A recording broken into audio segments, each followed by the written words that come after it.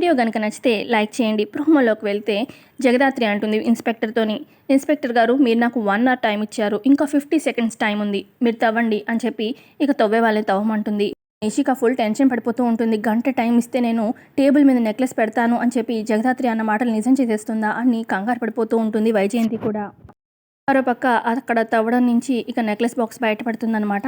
ఇక టేబుల్ మీద నెక్లెస్ పెట్టి జగదాత్రి ఇలా చెప్తుంది, ఇన్స్పెక్టర్ గారు మీరు ఇచ్చిన 1 అవర్ టైంలో నేను చెప్పాను కదా టేబుల్ మీద నెక్లెస్ పెడతానని, పెట్టాను అని చెప్పి అనగానే అప్పుడు నిషి అందుకొని జగదాత్రికి అక్కడ నెక్లెస్ ఉందని ఎలా తెలిసింది అని చెప్పి అనడంతో అప్పుడు జగదాత్రి ఇలా అంటుంది, ఎందుకంటే ఎవరు ఈ నెక్లెస్ని దొంగతనం చేశారో నాకు తెలిసిపోయింది కాబట్టి.